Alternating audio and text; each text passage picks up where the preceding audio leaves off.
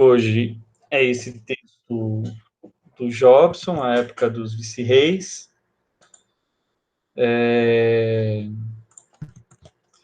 Ele é um texto que, do ponto de vista do período e dos assuntos, dos temas, ele se sobrepõe, ele se complementa, ou ele está muito próximo do texto que nós discutimos ontem, do Ciro Flamorion Cardoso, ou seja, esse período 1750 a 1808, um período que eu chamei de colonial tardio, porque é um dos livros mais importantes sobre esse período, ainda escrito ainda na década de 70, chama The Late Colonial Brazil,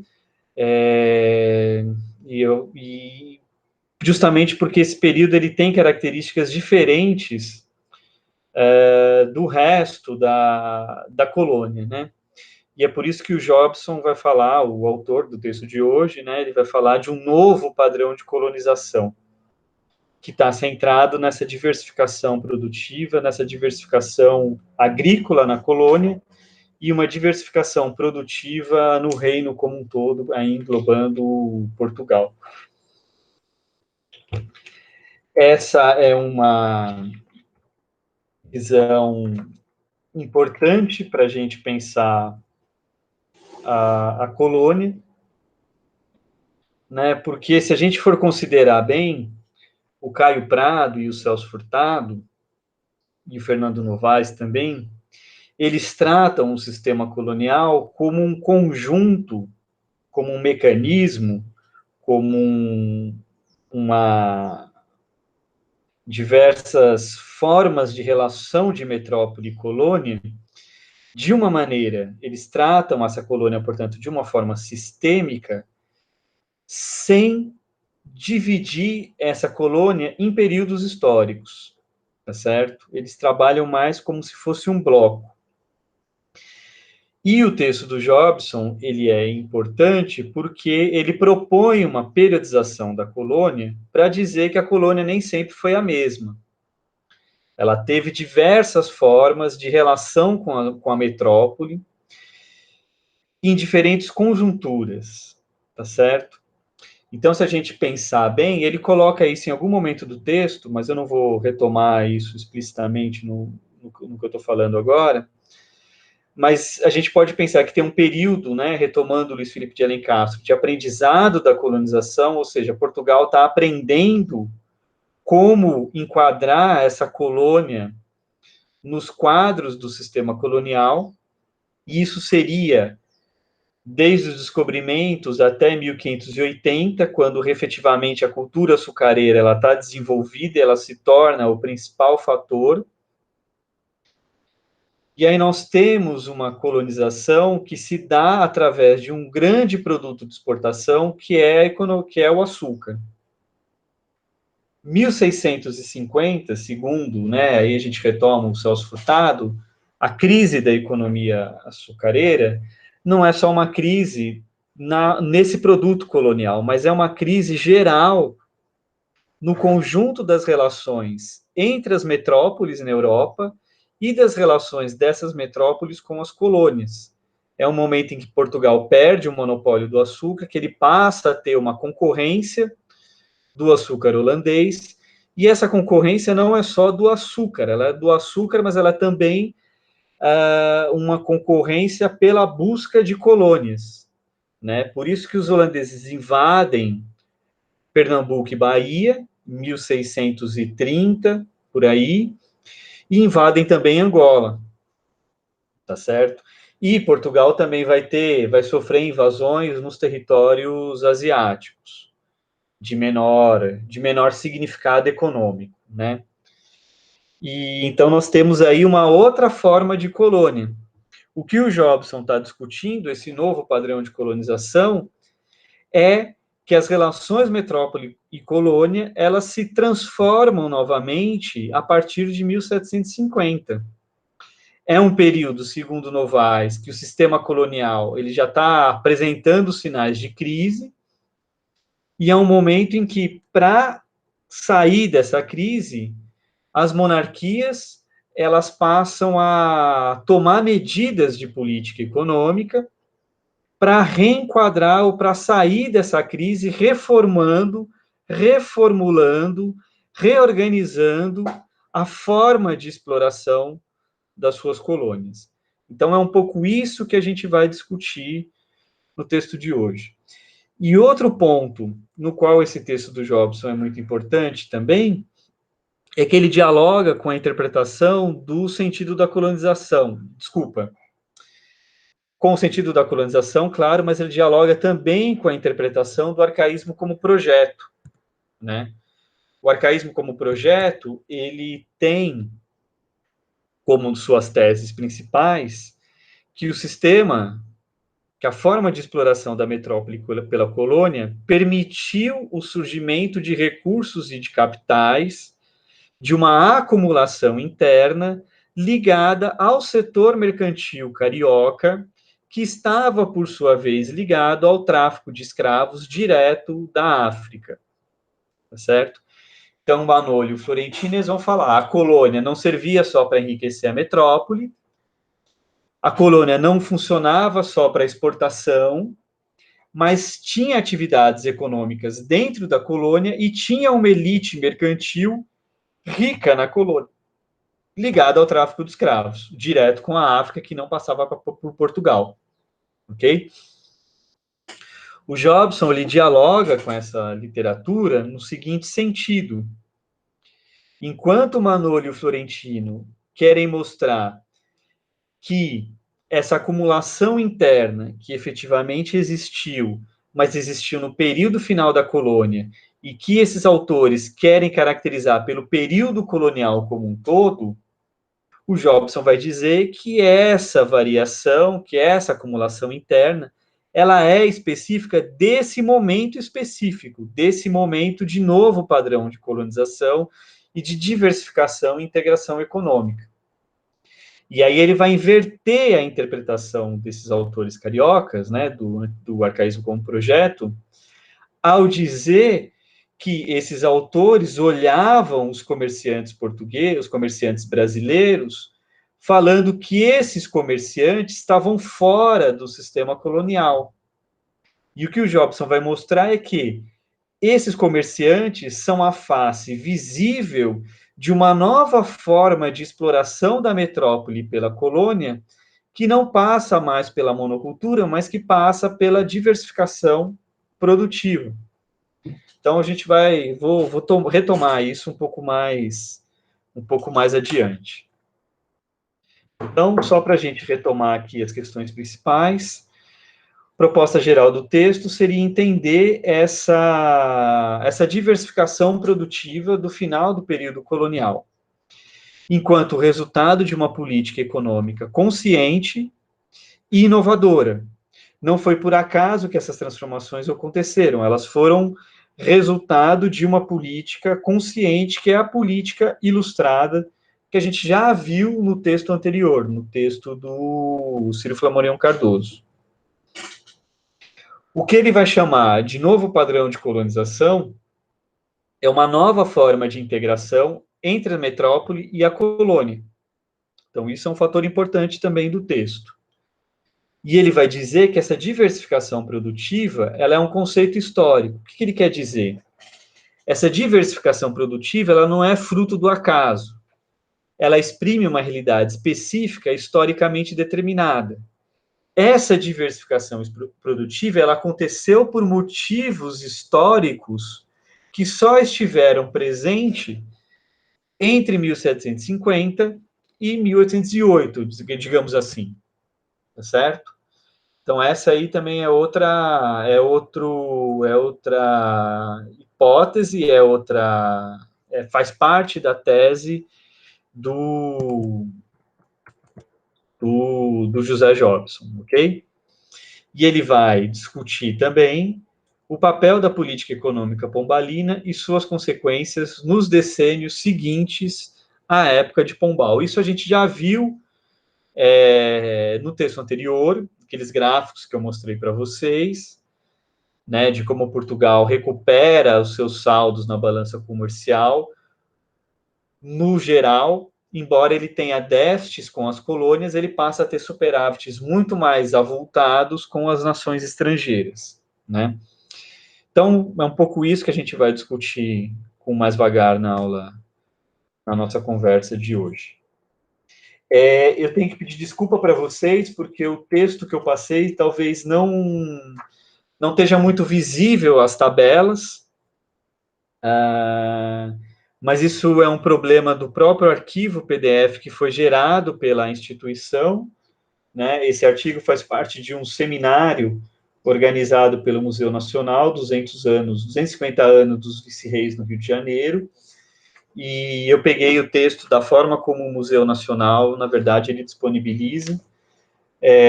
Se vocês quiserem, eu posso deixar também o link do livro inteiro para vocês, se vocês quiserem dar uma olhada nos outros artigos.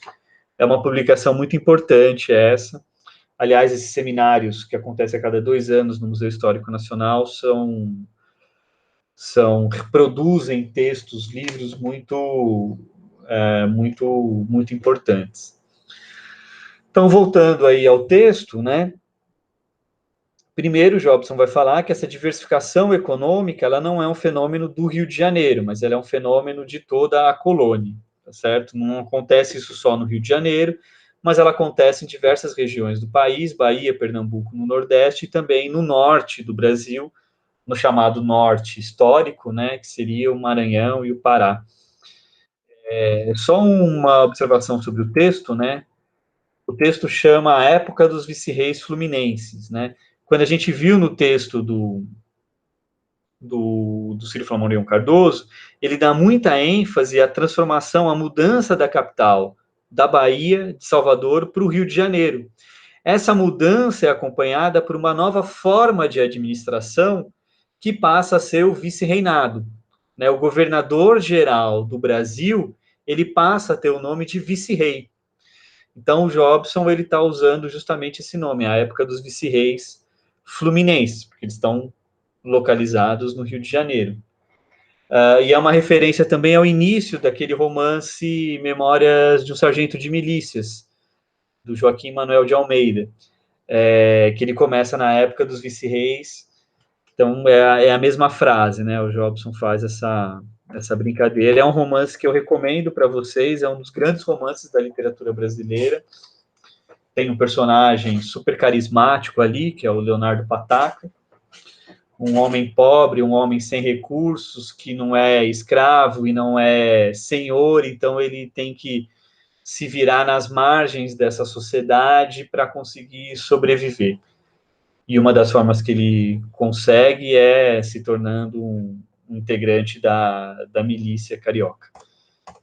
Bom, então, retomando, né? A diversificação econômica, ela não é fluminense, ela é de toda a colônia, embora o Rio de Janeiro seja o local onde essa diversificação possa ser melhor percebida, porque o Rio de Janeiro é o principal porto exportador e importador do sul do Brasil, tá certo? Ele é responsável por 34% das exportações e 38% das importações, isso é muito. E aí ele retoma essa questão da diversificação produtiva, um conceito específico. É específica essa diversificação produtiva porque a pauta de exportações, que historicamente na colônia era caracterizada por um único produto, por um produto-chave ou por 2 produtos, agora ela é caracterizada por essa diversificação produtiva. E é isso que marca o início desse novo padrão de colonização. Ou seja, é uma política econômica metropolitana que não está mais centrada na grande propriedade monocultura com trabalho escravo, mas que está modificando um dos termos dessa equação ao destacar agora essa diversificação produtiva. O Jobson, para comprovar que esse fenômeno de diversificação ele aconteceu, e como essa diversificação está ligada a modificações estruturais na economia portuguesa com as suas colônias, ele vai observar 2 variáveis. As exportações coloniais, na qual há uma ampliação dos produtos exportados e uma redistribuição do peso relativo de cada um deles, e as importações, onde ele vai mostrar pela primeira vez, ou um dos poucos momentos onde há uma forte presença de produtos manufaturados produzidos em Portugal, tá certo? E isso, para ele, é o que vai indicar uma nova relação entre a metrópole e a colônia. Então, o Jobson, ele usa como exemplo para mostrar essa diversificação as frotas, o regime de frotas, né? O que era esse regime de frotas? Por conta da pirataria, por conta do contrabando, por volta de 1740, Portugal estabelece esse regime que seria o seguinte: ao invés de os navios vagarem pelo Atlântico em diversos períodos do ano, Portugal organiza frotas, ou seja, conjuntos de navios de carga e navios militares que vão sair juntos do porto de Lisboa, vão chegar primeiro a Salvador e depois vão se redistribuir ao longo do litoral, vão recolher todas as mercadorias e vão levar todas essas mercadorias de uma vez só para o reino, tá certo? Isso era uma forma de evitar contrabando, de evitar pirataria e de garantir um controle maior na chegada dessas mercadorias no Rio de Janeiro e evitar também um contrabando que se faria pelos portos da Europa, ok? E aí o Jobson, comparando essas frotas, o registro dessas frotas que existia, que existe ainda hoje nos arquivos portugueses, ele vai encontrar que as frotas que chegaram em Lisboa em 1749, elas indicavam que o Brasil tinha exportado, em média, 40 produtos. Mas, embora 40 produtos tenham sido exportados, o ouro e o açúcar representava quase 90% do valor da carga, né? O que isso significa? O Brasil era um grande exportador de ouro e de açúcar. Os outros produtos tinham um valor, um peso mínimo, né? Quando ele vai olhar novamente a chegada dos produtos brasileiros em Lisboa, no período entre 1796 e 1807, ou seja, 50 anos depois, ele vai observar que chegam nos portos de Portugal 125 itens, ou seja, um aumento aí de 85 artigos. Mas não é só um aumento quantitativo que acontece de lá para cá. O que acontece também é uma modificação do peso relativo desses produtos, certo? Isso aqui eu acho que vocês não vão conseguir observar direito, né? Mas talvez no texto de vocês fique mais claro. Mas a gente tem aqui o valor dos produtos que chegavam em Portugal nesse período. A gente tem embaixo que o açúcar branco, né, que era o açúcar de melhor qualidade, representava 27% de toda a carga, e o açúcar mascavo, 7%. Então, a gente tem aí uma média de 36%. 34%, na verdade, né? Agora, se a gente olhar, por exemplo, o algodão, ele tem 24%, ou seja, o algodão tem quase a mesma participação que o açúcar branco. Se a gente junta o algodão, os couros e o arroz, a gente já tem 34%. Se colocar o tabaco, mais 5%, a gente tem ainda uma quantidade maior de artigos, né? Couros secos, cacau, café, aguardente, uma série de produtos, couros salgados, e aqui diversos gêneros que o Brasil está exportando para o Rio de Janeiro. Eu acho que os gráficos que eu mostrei no texto anterior, eles estão mais nítidos, né? Mas o que a gente consegue perceber? O algodão e o couro, portanto, chegam a rivalizar com o principal produto agrícola de exportação, que é o açúcar, e a gente tem a entrada de diversos produtos alimentícios, né? E aí, se a gente pegar 3, arroz, cacau e café, eles já somam 8,5%. Então, isso são indícios justamente dessa diversificação produtiva. O ouro, ele continua sendo um artigo importante, mas o ouro que é enviado é um ouro para particulares, ou seja, é um ouro que se envia dinheiro para pagamento a particulares. Não é mais o ouro que chega a Portugal como tributo, como de caráter fiscal. Esse ouro que chega em Portugal agora, e esses diamantes, eles não são mais frutos de uma extração de riqueza do reino pela metrópole, mas eles são transações monetárias. Então, nós temos aí um grande salto dos produtos na pauta de exportações, os mantimentos passam a ter um papel muito grande, o ouro, esses 31% são ouro para particulares, e os couros também têm uma alta significativa. O que isso quer dizer? Se o Rio de Janeiro, se os portos brasileiros não estão mais exportando só açúcar ou só algodão, estão exportando uma gama muito ampla de produtos, o que ele está mostrando é que o Rio de Janeiro está se tornando, na verdade, um celeiro de Portugal. Está se tornando um centro abastecedor de Portugal no que concerne a matérias-primas para as indústrias, e aí os couros e o algodão são os principais produtos que vão ser usados nas manufaturas portuguesas, e os mantimentos. E aí a gente consegue perceber um pouco aquilo que já está naqueles gráficos que eu apresentei na aula passada. O Rio de Janeiro passa a ter saldos brutos muito elevados com Portugal. Ok? Então, esse seria um primeiro ponto. Aqui a gente consegue ver, né, a representação percentual somente dos produtos exportados pelo Rio de Janeiro, né? E aí, lembrando que esses gráficos aqui pegam os produtos de toda a colônia, tá certo? Isso aqui é a balança de comércio de Portugal com suas colônias. Ele está olhando só Rio de Janeiro. E aí, mantimentos tem a maior parte aí das exportações.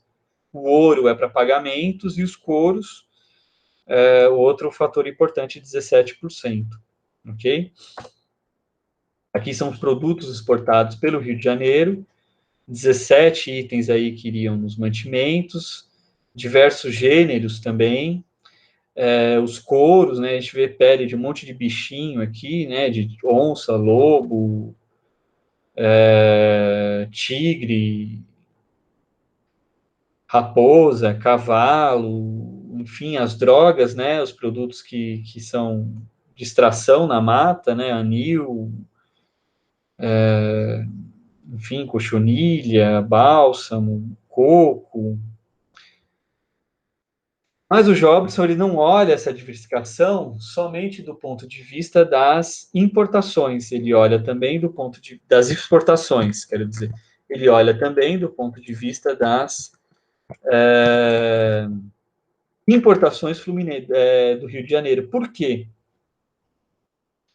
Ele vai dizer que observar a diversificação da exportação não é suficiente para caracterizar essa diversificação produtiva. É preciso olhar as importações também, porque as importações elas caracterizam meios de produção, elas caracterizam itens que vão ser usados justamente em resposta a essa diversificação produtiva. Né? Então, ele vai observar que o Rio de Janeiro recebia 38% das importações, seguidos por Salvador e Pernambuco.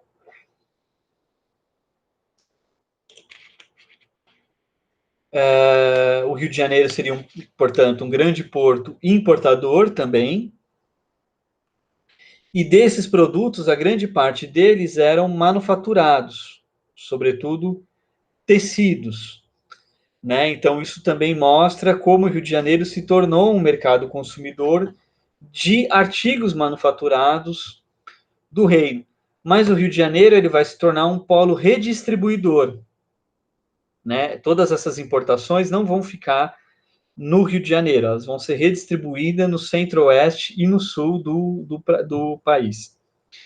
O tráfico de escravos também é um fator dinamizador da economia fluminense, aí ele está dialogando e está reiterando as propostas do Fragoso e do Florentino, porque os comerciantes de escravos, os traficantes de escravos, eles eram Eles tinham recursos acumulados e usavam esses recursos para empréstimos, para financiar esse conjunto de atividades ao redor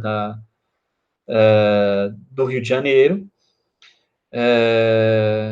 Mas o que ele vai mostrar é o seguinte: o principal comércio de exportação colonial era com a metrópole e não com a África. O comércio bilateral Brasil e África, ele era responsável, ele movimentava uma média de 2,5 milhões de réis, enquanto o comércio com Portugal, ele era 10 vezes maior, né? Ele era de 22 milhões. Então, embora esse comércio africano bilateral ele seja muito importante para a colônia, ele não é o centro das relações comerciais que acontecem no Rio de Janeiro e na colônia como um todo. O grosso do comércio é o comércio com Portugal. E aí ele indica que também houve elevadas remessas de ouro para a África para pagar escravos, né? E isso serve para relativizar também a proposta dos outros autores de que os escravos eram pagos com artigos, com mantimentos, com artigos produzidos dentro da colônia, como a farinha e a aguardente, o fumo, farinha, aguardente e fumo, né, farinha de mandioca, mas ele vai mostrar que, embora isso ocorresse de fato, grande parte dos pagamentos também era feito em ouro, né, relativizando, portanto, essa importância dos artigos desses produtos coloniais. Aqui a gente tem a porcentagem das importações, né? E aí é basicamente têxteis, né? A gente tem aqui mantimentos, 16%, mas a gente tem lanifícios, linifícios e sedas, né? Ou seja, produtos têxteis e produto das manufaturas, produto das fábricas, 32%, né? Produtos da Ásia têm um peso relativamente grande, 10%, 11,2%, né? O que indica o peso dos tecidos indianos aí, não só para um consumo na colônia, mas também para ser reexportado para a África.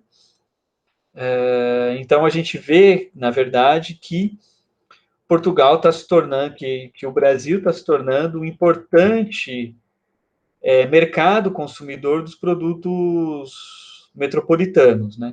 E aqui a gente tem efetivamente um ponto importante, porque digamos que é no final do período colonial que Portugal efetivamente conseguiu enquadrar a sua colônia no antigo sistema colonial, conseguiu fazer com que a colônia seja esse polo dinamizador da metrópole, né? Porque esse é o momento que Portugal efetivamente implementa suas manufaturas, expande as suas manufaturas e se beneficia dos produtos baratos que ele pode comprar nas suas colônias para manufaturar essas matérias-primas e revender nos seus mercados coloniais. Portugal tinha ensaiado uma retomada nas manufaturas em 1670, 1670, muito em resposta à crise do açúcar, mas a gente viu que essa produção manufatureira ela entrou em crise com a expansão da produção aurífera no Brasil, né? Então agora Portugal está retomando aí essa produção manufatureira. E aí a gente percebe, portanto, esse papel dos comerciantes. Ou seja, a cidade e a sociedade fluminense, carioca, ela é transformada pela dinamização do comércio e das atividades produtivas. Então, se formam redes mercantis para responder a essa intensificação do comércio, que, por sua vez, essa intensificação é resultado da própria diversificação produtiva. E esses comerciantes, eles passam a se alinhar, eles passam a entreter relações, a entrar na nobreza da terra, muito por conta dos casamentos e do acesso ao poder que essa nobreza da terra possuía e que os grandes comerciantes, até então, eles não tinham. Os comerciantes passam a ter casas comerciais com representantes, com parceiros, com sócios em todos os grandes portos brasileiros, e aí Minas Gerais não é porto, né, mas é uma grande região que compradora de produtos, Bahia, Pernambuco e Rio Grande do Sul, aí também, Rio Grande do Sul tem um comércio muito forte com o sul do continente, com as colônias, um contrabando, na verdade, com as colônias espanholas, e eles passam também a ser, os comerciantes brasileiros passam a ser representantes de casas comerciais sediadas em Lisboa. E os comerciantes, eles não têm outra opção senão diversificar os seus investimentos, dado o elevado risco que essas diversas atividades mercantis elas tinham.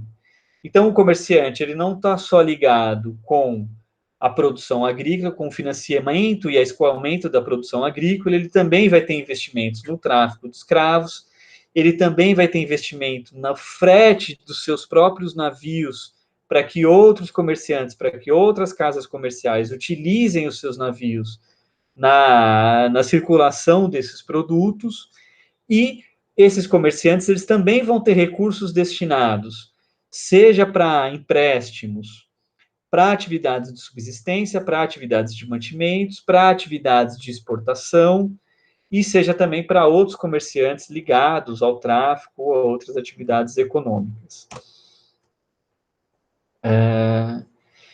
E aí esse novo padrão de colonização, ele seria o quê? Essa diversificação da produção, ela significa uma série de transformações nas relações metrópole-colônia e na própria dinâmica da colônia, né? A diversificação produtiva, o que ela vai fazer? Ela vai modificar a forma secular de produção agrícola na colônia. Como a gente já viu, a produção colonial ela foi uma produção caracterizada em grande parte pela monocultura. Agora não, agora a gente não pode dizer que existe uma monocultura no Brasil. O que existe é uma diversificação produtiva, algo novo. Por isso que o Celso Furtado perdeu de vista essas transformações ao falar de uma falsa euforia no Maranhão e de uma grave crise econômica que teria sido atenuada em alguns momentos, mas que acontece desde a crise do ouro até a retomada do café em 1830. Por que o Celso Furtado interpretou isso? Porque o Celso Furtado estava procurando uma pauta de exportação com um único produto. Então ele olhava o café, ele olhava o algodão, ele olhava o arroz, ele olhava o açúcar e via que nenhum desses produtos era importante ou tinha um grande vulto. Por que ele chegou a essa conclusão? Porque ele não olhou que, na verdade, a chave para entender esse período da segunda metade do 18 não é um produto de exportação, não é 2 ou 3, mas é a diversificação, é o volume, é a diversidade. Tá certo? Então, isso é uma grande modificação que só aconteceu nesse período histórico. Por isso que ele vai dizer que a diversificação produtiva e o novo padrão de colonização, quem ele vai dizer, o Jobson, ela é decorrente desse período histórico específico, tá certo? Essa diversificação também vai dinamizar o tráfico de escravos, porque todas essas produções vão ser feitas em grande medida, com o trabalho escravo. E é esse período também, ou seja, diversificação, maior demanda por escravos, que explica a formação e o crescimento dessas grandes redes de comerciantes, tá certo? Então, só para a gente sistematizar, aquilo que os autores do Arcaísmo como Projeto viam como autonomia da colônia frente à metrópole, que era o grande capital dos comerciantes de escravo do Rio de Janeiro, que tinha uma acumulação endógena, o que ele está dizendo, o que o Jobson vai dizer é o seguinte: sim, de fato, só que essa importância dos comerciantes, esses recursos acumulados no tráfico, são resultados desse novo enganchamento metrópole-colônia que a gente pode entender através desse novo padrão de colonização. que é a diversificação produtiva da colônia para atender aos interesses metropolitanos. Ok? Então, essa diversificação produtiva, o que ela está mostrando? A importância da produção de matérias-primas na colônia para que essas matérias-primas sejam enviadas para as manufaturas portuguesas, que, por sua vez, vão reexportar esses produtos manufaturados para o Brasil. Tá certo? Ou seja, é um novo padrão de colonização, porque a relação metrópole-colônia se modificou. Pela primeira vez, a colônia está sendo um fator de desenvolvimento da metrópole. Não por exportar um único artigo de grande valor, não, mas por exportar uma série de produtos que estão sendo transformados pelas manufaturas metropolitanas e redistribuídos por toda a Europa. Muitos desses mantimentos que chegam a Portugal depois são redistribuídos pelos diversos portos da Europa também. Ok? E a grande explicação para essa modificação, para esse novo padrão de colonização, está, na verdade, nessa política econômica iniciada com o Pombal e que vai ser modificada, reajustada após a queda do Pombal, em 1777, mas que vai garantir esse fôlego e esse impulso, essa dinâmica econômica de Portugal no final do século XVIII. Então, o que a gente tem? Essa diversificação econômica, ela espelha a política econômica pombalina. É uma política de Estado que está num quadro muito maior da reorganização do poder monárquico. E aí é um pouco o que a gente discutiu na outra aula. Ele está fazendo o que a gente chamou de um mercantilismo ilustrado. E ele está articulando a indústria do reino, a agricultura na colônia e os circuitos comerciais, tá certo? A grande importância da política econômica pombalina é que ela vai em 3 frentes: comércio, agricultura e indústria. A indústria no reino, a agricultura na colônia e o comércio na metrópole e na colônia. Isso é um arranjo novo, porque esses 3 elementos nunca tiveram entrelaçados na história comercial, na história colonial, tá certo? Por quê? Na produção açucareira, os principais comerciantes eram os holandeses, então o comércio não era controlado por Portugal. Durante a produção do ouro, você não tinha indústria em Portugal, tá certo? E agora, nesse momento, o que a gente tem?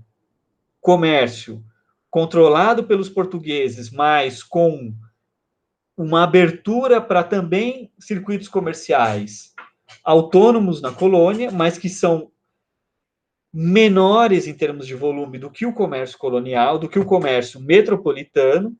A gente tem essa diversificação produtiva na colônia, tá? E a gente tem as indústrias no reino. Então, é uma nova configuração metrópole e colônia que vai ser construída por essa política pombalina, que vai implicar que Portugal vai estimular a importação de matérias-primas para suas indústrias metropolitanas, vai proibir as manufaturas na colônia, desde que hajam manufaturas similares no reino de Portugal, ou seja, justamente para estimular as manufaturas no reino, e vai estimular a agricultura, mas não vai estimular um único produto de exportação. Vai estipular esses produtos de grande procura no mercado internacional, o cacau, o açúcar e o tabaco, vai estimular a produção de alimentos, eu coloquei arroz aqui, mas é uma série de produtos, como a gente viu nas tabelas, e vai estimular as matérias-primas para a indústria portuguesa, sobretudo o algodão e os couros, tá certo? Para entrelaçar tudo isso, ele vai criar as companhias de comércio, que a gente viu também no texto do Ciro Flamorion Cardoso. Pombal vai intensificar o controle do regime de comércio e vai controlar também a aristocracia portuguesa e vai criar condições para que esses grandes comerciantes eles se tornem também parte de uma nova nobreza ligada ao comércio, e não mais aquela estrutura arcaica que existia na sociedade portuguesa. Portugal vai reformar as finanças públicas, vai tentar extrair mais recursos das atividades produtivas. E aí é bom lembrar que a intensificação dos impostos sobre o ouro é fruto da administração pombalina também, né? O aumento dos quintos do ouro e a forma de cobrança dos quintos. Vai centralizar a estrutura administrativa, a gente viu um pouco isso na aula anterior, vai combater o contrabando, e para isso as companhias de comércio foi fundamental, vai criar também as mesas de inspeção do açúcar e do tabaco, para garantir a qualidade do produto e garantir também que esse produto não seja contrabandeado, vai reformar, portanto, as finanças, para que essas novas finanças consigam tributar toda essa diversificação produtiva da colônia. Então, esses dois movimentos andam juntas. Ele precisa reformar as finanças, porque as finanças têm que estar preparada para essa nova configuração da produção da colônia, que agora é diversificada. Então, ele vai criar novas fontes de receita para o reino, através da tributação colonial, e através também desse comércio de reexportação que o Portugal vai fazer para as outras colônias, para as outras nações europeias. Daí o papel central dos comerciantes, né? Os comerciantes é o que vão viabilizar esse comércio. O que a gente tem como resultado dessa política pombalina, né? São crescentes saldos comerciais, crescentes superávites comerciais de Portugal com o resto da Europa, sobretudo com a Inglaterra, porque Portugal para de importar os tecidos ingleses. Se desenvolve a indústria manufatureira em Portugal. Esse estímulo à diversificação produtiva na colônia ele também ocorreu por conta de uma elevação dos preços dos produtos, dos artigos primários no mercado internacional. E a política pombalina também ela vai resultar no desenvolvimento de pesquisas sobre a diversificação produtiva que vão ser feitas na Real Academia de Ciências de Lisboa, né?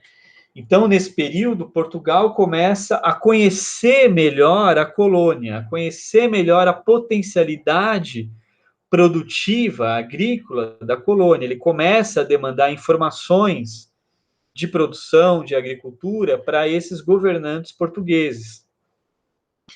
E aí, muito interessante é que, na verdade, o Jardim Botânico que a gente tem no Rio de Janeiro, ele não foi criado, na verdade, por Dom João VI, ele foi criado anteriormente por um vice-rei de Portugal, que administrava o Rio de Janeiro, que é o Marquês do Lavradio, que criou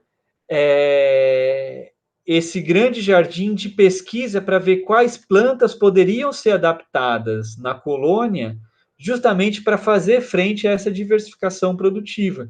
E depois, com a vinda da família real, eles vão transformar esse grande laboratório no que é o Jardim Botânico, né? E o Gabinete de História Natural também, que vai estudar não só as plantas, mas também a fauna brasileira, né? A fauna, esse Gabinete de História Natural, ele pegou fogo, né, em 2018. Isso aí estava tudo no Museu Nacional do Rio de Janeiro, e essa riqueza acumulada por 2 séculos, ela se perdeu para sempre, né? Hoje, se a gente quiser saber o que tem no Brasil, a fauna, a riqueza da flora e da fauna, e os estudos que foram feitos no século XIX, a gente tem que ir nos museus alemães, nos museus franceses, nos museus ingleses e nos museus de Portugal, porque é só o que tem lá que restou. Tudo aqui virou cinzas no incêndio do Museu Nacional, que funcionava no palácio, que era a residência da família real, lá em Corcovado. Bom, e aí se cria essas mesas de inspeção também para controlar a qualidade e incentivar a produção dos artigos agrícolas.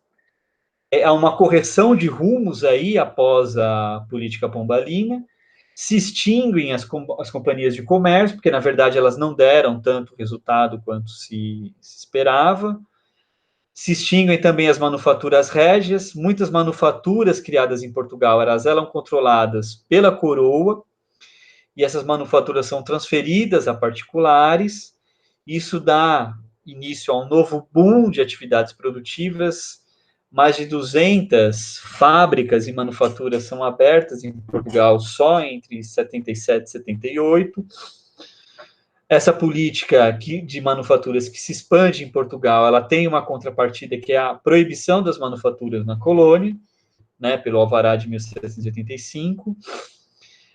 E aí permanece a importância dos comerciantes e dos negociantes da Praça de Lisboa e também da Praça Carioca, né? E aí o Jobson, ele termina o texto dele justamente recolocando o papel dos comerciantes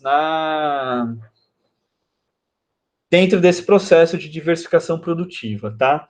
Eu não sei se vocês, ao lerem o texto, percebeu isso, mas esse momento do texto é uma forte crítica a todos os trabalhos inspirados no arcaísmo como projeto, que dão muita importância aos comerciantes, aos mercadores, e procuram afirmar que essa acumulação endógena na colônia, ela era totalmente autônoma de Portugal, tá certo? Então, a importância desse texto qual é? Ele foi apresentado no Rio de Janeiro, numa época que se celebrava os 250 anos da instalação dos vice-reinos no Brasil.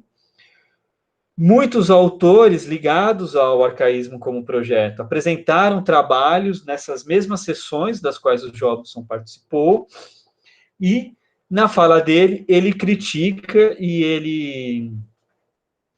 ele coloca pontos de reflexão que questionam todos os trabalhos que estão sendo feitos por essa escola de interpretação da colônia. Então, o texto tem esse caráter muito forte de uma intervenção combativa num debate, né?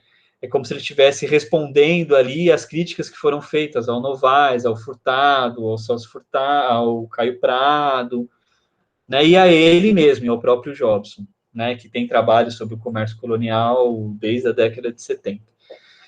Então, o que ele vai dizer? A gente não pode autonomizar a observação da trajetória dos comerciantes. Esses comerciantes têm que ser vistos, têm que ser estudados dentro das estruturas maiores que permitiram o próprio surgimento desses comerciantes. Portanto, a condição para a importância dos comerciantes e suas redes de relações não são feitas a despeito da colônia ou fora da colônia, ou a despeito da metrópole, fora da política extrativa metropolitana, não. O surgimento e a importância dos comerciantes é resultado da própria política metropolitana de reforma e de reenquadramento, de reestruturação do sistema colonial. Esses comerciantes, portanto, por mais que eles acumulassem recursos na colônia, eles serviam ao objetivo maior, que era extrair recursos da colônia para a metrópole. Os grandes negociantes, na verdade, eles não estão no Rio de Janeiro, eles estão em Lisboa. E eles possuem parceiros no Rio de Janeiro que são parceiros menores. O que isso quer dizer? Os homens de negócio da Praça do Rio de Janeiro, os homens de negócios coloniais, eles não são capazes de se autorreproduzir, de aumentar a sua riqueza de forma autônoma. Por quê? Porque eles dependem dessas conexões externas. Eles dependem das conexões metropolitanas e das redes estabelecidas com esse comércio metropolitano. Há uma acumulação de recursos internos que é maior do que foi nos períodos anteriores da colônia. Mas ainda assim ela é parte dessa extração de riqueza da colônia pela metrópole. A diversificação produtiva, portanto, permite uma acumulação endógena, mas essa acumulação ela está ligada ao mecanismo extrativo que liga essa diversificação ao impulso manufatureiro de Portugal e a sua capacidade de reexportar artigos coloniais e revender produtos manufaturados às colônias e aos outros países. Então, o que ele está indicando aqui é que é preciso entender que esses comerciantes e essa riqueza aparentemente autônoma, ela é possibilitada pela essa nova forma de integração entre metrópole e colônia, que se dá por esse tripé, que é a indústria manufatureira no reino, a agricultura diversificada na colônia e esse grande circuito comercial que entrelaçava os dois.